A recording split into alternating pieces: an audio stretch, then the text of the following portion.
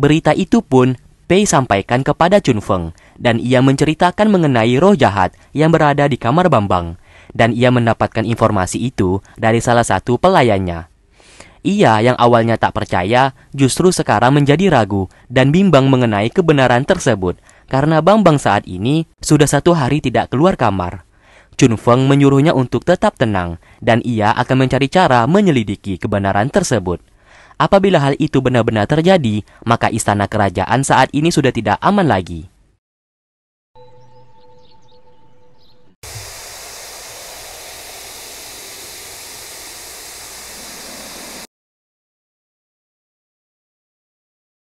Tidak hanya Pei, Bunga juga menceritakan hal tersebut kepada Hou Yue dan memintanya untuk memberitahukan kepada Zhong Tian agar Zhong Tian mau datang untuk membantu.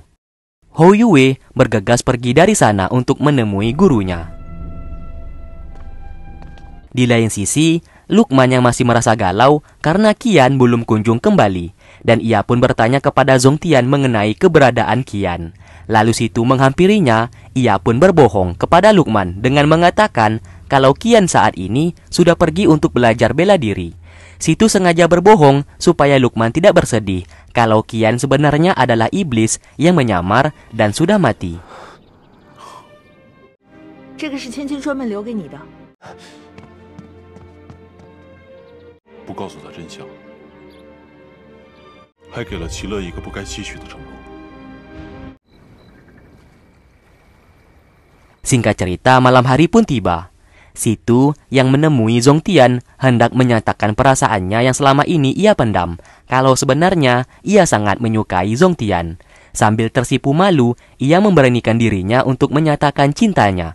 Namun Situ justru mendapatkan jawaban yang tak mengenakan, karena Zhong Tian menolak cintanya. Alasan ia menolak karena dirinya merupakan dewa, sedangkan Situ adalah manusia. Dan dunia mereka berdua jelas sangat berbeda. Ia tak mau kejadian yang dulu menimpa Qian Mei kini terulang lagi kepada Situ, dan ia tak ingin orang yang ia sayangi harus mati karena dirinya. Situ yang bersedih memohon untuk tidak meninggalkannya. Namun Zhong Tian tak memiliki jalan lain selain pergi dari sana, karena misinya saat ini untuk membangkitkan dunia dewa, dan tubuhnya juga tak bisa bertahan lama-lama di bumi, karena kalau terlalu lama, maka tubuhnya juga bisa musnah. Terlihat, Zhong Tian pergi dari sana meninggalkannya. Jelas, tindakan Zhong Tian membuat Situ patah hati. Zhong Tian.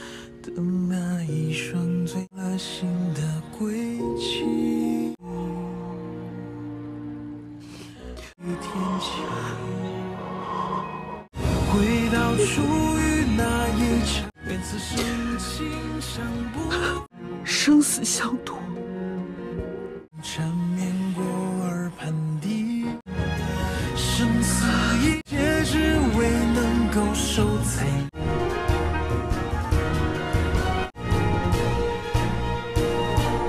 Zhong Tian seketika muntah darah karena tubuhnya sudah sampai batas di akhir berada di bumi, dan kekuatannya pun juga sudah menipis akibat bertarung kemarin. Keesokan harinya, Hou Yue menghampirinya dan menceritakan kalau istana kerajaan saat ini terdapat roh iblis. Mendengarkan hal tersebut, Zhong Tian lalu hendak pergi ke istana kerajaan. Di istana, saat ini Bambang sudah keluar dari kamar, dan Bunga bersembunyi karena melihat sikap kakaknya yang tidak seperti biasanya.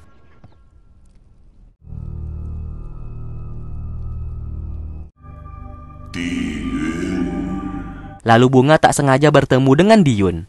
Diyun sesaat memanggil Bunga dengan nama Hucheng, yang merupakan dewa air. Tentu saja Bunga merasa heran karena ia bukanlah Hucheng. Diyun yang dibutakan oleh kekuatan iblis lalu hendak membunuh Bunga, yang dimana ia akan menggunakan tubuhnya untuk diekstrak agar bisa membangkitkan Sang Xuan. Karena hanya Sang Xuan orang yang ia ingin selamatkan, ia pun tak peduli dengan dunia dewa ataupun bumi. Untung saja Zhong Tian datang tepat waktu, dan Hou Yue segera membawa Bunga pergi dari sana. Melihat Diyun membuat Zhong Tian merasa terkejut karena Diyun saat ini masih hidup. Namun sesaat ia merasa aneh karena Diyun memiliki aura iblis klan bersayap. Diyun berkata kalau Zongtian merupakan dewa yang gagal dalam menjaga dunia dewa dan Sang Suan. Maka dari itu ia sangat membencinya. Karena kebenciannya itulah yang membuat Diyun hendak membunuh Zongtian, dan pertarungan di antara mereka pun tak dapat terelakkan. 该死！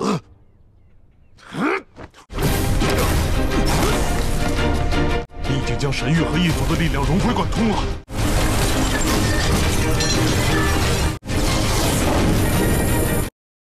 Saat sedang berlari membawa bunga, Hou Yue bertemu dengan Bambang. Di sanalah Hou Yue mengatakan kalau terdapat iblis yang menyerang bunga, dan saat ini Zongtian sedang melawannya. Ia meminta bantuan Bambang untuk membantu Zongtian. Bambang yang mendengarkan hal tersebut dengan cepat pergi ke lokasi. Terlihat mereka berdua masih asyik-asyiknya bertarung. Karena Zongtian sedang terluka, ia pun belum mampu untuk mengalahkan Diyun. 你已经将异族和神域的力量融会贯通了。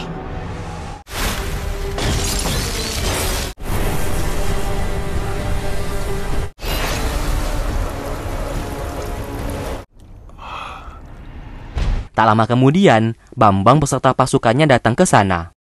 Namun bukannya membantu Zongtian, Bambang justru membantu Diyun. Dan siapa sangka, Bambang memanggil Diyun dengan sebutan guru. Hal itu membuat Zongtian menjadi terkejut. Dan pada akhirnya, Zongtian difitnah yang telah melukai bunga, dan ia dibawa untuk dipenjara. Sesaat, Zongtian melihat mata Bambang yang sedikit berbeda. Dari sinilah ia tahu kalau Diyun sudah memanipulasi pikiran dan mengendalikan Bambang. 竟然敢对太子动手！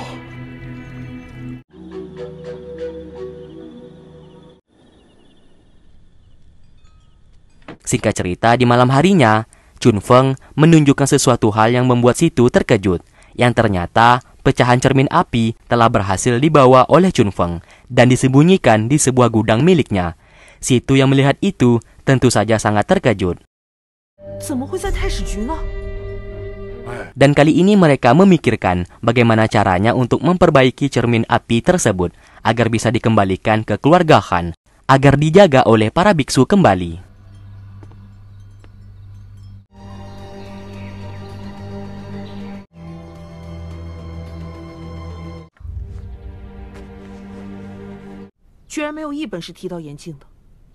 Lalu keesokan harinya, Situ mendapatkan kabar kalau Zongtian difitnah dan dituduh telah melukai bunga. Dan saat ini, Zongtian hendak dimasukkan ke dalam penjara. Mendengarkan hal tersebut, ia pun bergegas pergi dari sana. Terlihat, ia beserta Hou Yue melihat Zongtian yang sedang dibawa oleh penjaga. Namun Zongtian berpura-pura tidak mengenali mereka. Dan sesaat, ia menyuruh Hou Yue dan Situ untuk segera pergi. Situ berkata kepada Hou Yue kalau saat ini masalahnya sangat rumit dan ia mengerti alasan Zongtian berpura-pura tidak mengenali mereka supaya mereka berdua tidak jatuh ke dalam masalah. Ia pun meminta Hou Yue untuk tetap tenang dan memikirkan sebuah rencana untuk membersihkan nama Zongtian dari tuduhan tersebut.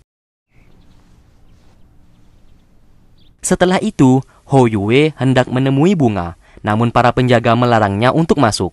Karena saat ini, bunga masih belum sadarkan diri. Satu-satunya bukti dan saksi kalau Zongtian tidak bersalah adalah bunga. Namun apa daya, bunga masih belum sadarkan diri. Dan ia pun pergi dari sana. Sementara itu, Situ menemui Bambang dan meminta pertolongan kepadanya agar membersihkan nama Zongtian dari tuduhan. Namun Bambang tidak mau melakukan hal itu karena dirinya lah yang menuduh kalau Zongtian telah mencelakai bunga. Ia yang biasa bersikap lemah lembut kepada Situ, kini bersikap kasar kepadanya. Hal itu menimbulkan kecurigaan dan Situ merasakan ada sesuatu hal yang berbeda yang terjadi kepada Bambang.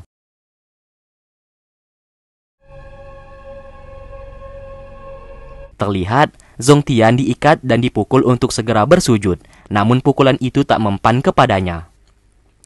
Chu Yanzi sesaat tertawa karena lagi-lagi bertemu dengan Zongtian. Dan mereka selalu bertemu di saat ada suatu masalah. Oleh karena itu, Chu Yanzi memukul kakinya. Dan Zongtian seketika langsung sujud di sana. 动手，都得跪着。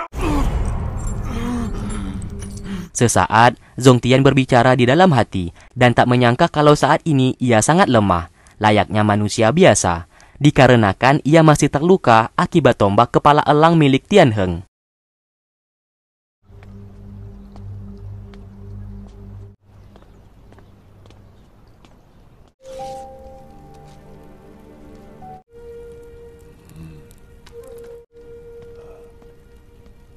Karena tidak adanya jalan keluar, Situ menemui ayah angkatnya dan memohon-mohon di sana untuk dibantu untuk menyelamatkan Zongtian.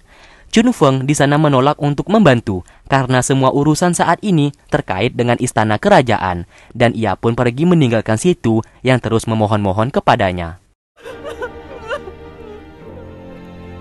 Di lain sisi, Hou Yue seorang diri masuk ke dalam markas pengadilan dan menghajar satu persatu penjaga di sana. Karena Hou Yue memiliki jabatan tinggi di istana, Chu Yanzi akhirnya mengizinkannya untuk bertemu dengan Zongtian. Namun, bukannya membawa ia ke penjara, Hou Yue justru dibawa masuk ke dalam sebuah ruangan, dan ternyata Zongtian saat ini berada di ruangan tersebut. Ia pun sangat senang melihat sang guru ternyata baik-baik saja. Zongtian menjelaskan kepada Hou Yue kalau Chu Yanzi yang membantunya untuk berada di ruangan tersebut. Dan kemarin yang kita lihat ia dipukuli, ternyata Chu Yanzi sengaja melakukan hal tersebut agar Zongtian berpura-pura diobati dan berada di ruangan itu. Chu Yanzi dan Zongtian sama-sama percaya satu sama lain, dan Chu Yanzi hendak membantu Zongtian untuk menangkap pelaku yang sebenarnya. Zongtian berkata kalau saat ini Bambang di bawah pengaruh oleh Diyun, dan Diyun merupakan salah satu pasukan klan bersayap sekte iblis. Maka dari itu, mereka harus menyiapkan sebuah rencana yang cukup matang untuk menyelamatkan Bambang. Ia tahu kalau saat ini Diyun sedang terluka, maka dari itu Diyun tak mampu untuk membunuhnya kemarin.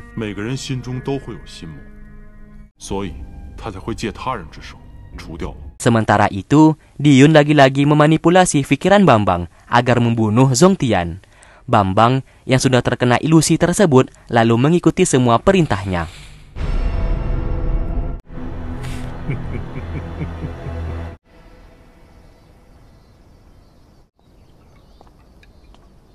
Keesokan harinya, Situ dan salah satu menteri tak sengaja melihat beberapa pelayan sedang membawa balok es.